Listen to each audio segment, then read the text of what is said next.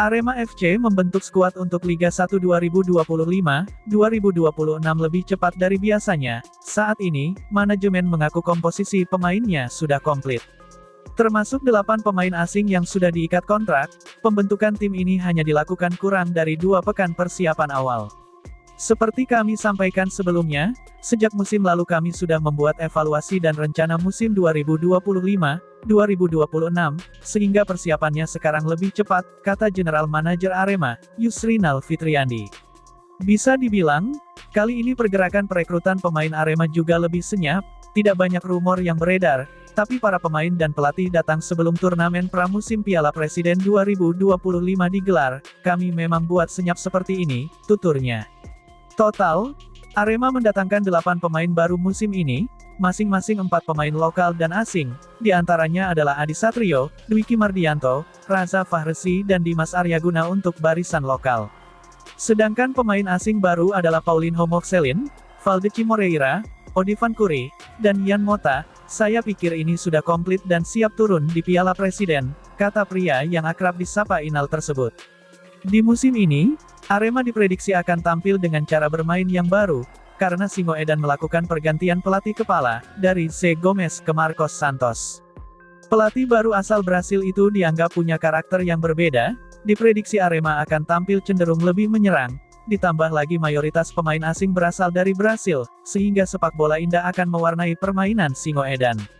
Meski mempertahankan sebagian besar skuad lama, diprediksi, calon lawan di Piala Presiden nanti akan sulit menganalisis permainan Arema, khususnya tim Indonesia All Stars dan Oxford United. Karena, kerangka tim Arema berubah dengan hadirnya 4 pemain asing baru, semua pemain asing ini bisa tampil di Piala Presiden nanti, jelas Inal. Bergabungnya Yan Mota ke skuad Arema FC menghadirkan sejumlah pertanyaan di kalangan Aremania, pendukung Singoedan umumnya penasaran, terkait alasan manajemen merekrut mantan pemain Persija Jakarta tersebut, itu karena, Arema FC sudah mempunyai 2 center back asing. Melihat kebutuhan tim, Arema FC sejatinya lebih memerlukan gelandang bertahan impor untuk menggantikan Pablo Oliveira. Pemain asal Brasil itu akan absen lama akibat menjalani pemulihan cedera lutut. Di samping itu, Mota juga tidak bermain di kompetisi yang kompetitif musim lalu.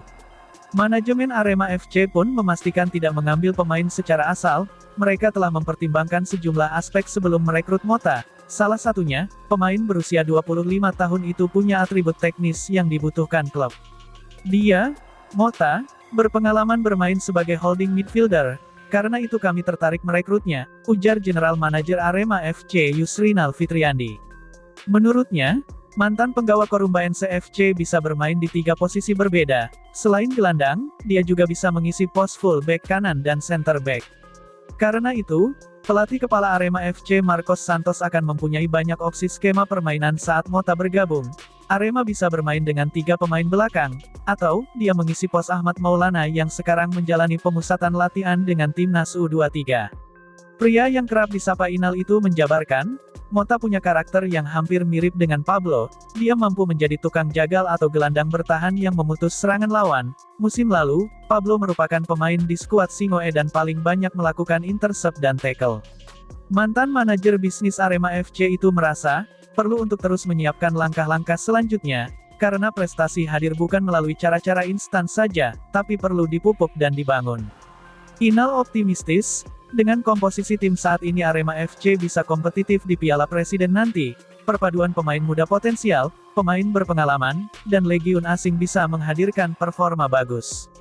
Faktor lain yang membuat manajemen Arema FC berani merekrut Mota, karena pemain tersebut masih berusia muda, bisa jadi satu aset klub saat kemampuannya terus berkembang, seperti halnya Odivan yang masih berusia 25 tahun, katanya. Sementara itu, kiper baru Arema FC Muhammad Adi Satrio memasang target tinggi setelah resmi bergabung dengan Singoedan. Mantan penjaga gawang PSIS Semarang ingin kembali bisa memperkuat tim nasional, yakni Timnas Indonesia. Sebelumnya, Adi kerap mendapat panggilan ke Timnas Garuda di berbagai kelompok usia, bahkan, ia sempat memperkuat timnas senior di era kepelatihan Shin Tae-yong, termasuk saat tampil dalam kualifikasi Piala Asia melawan Vietnam, pada Maret tahun 2024. Namun persaingan ketat di sektor penjaga gawang membuatnya tersingkir dari skuad utama. Kehadiran 2 kiper diaspora, Martin Paes dan Emil Audero Mulyadi, serta eksistensi Hernando Ari Sutaryadi dan Nadeo Argawinata, membuat nama Adi tenggelam. Kesempatan untuk kembali menunjukkan kualitasnya datang, saat Arema FC menawarkan kontrak, meski saat ini diplot sebagai kiper pelapis Lucas Frigeri, Adi tetap optimistis bisa merebut posisi utama, ia ingin tampil lebih baik agar dilirik oleh pelatih timnas Indonesia Patrick Kluivert. Yang pasti, target pribadi saya gabung Arema bisa kembali ke timnas Indonesia lagi, dan yang lebih penting lagi, saya ingin menata kehidupan saya, ujar Adi Satrio, Rabu, tanggal 2 Juli tahun 2025.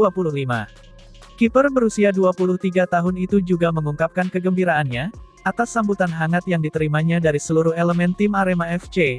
Ia berharap suasana kekeluargaan yang tercipta, bisa berdampak positif bagi perjalanan kariernya dan performa tim.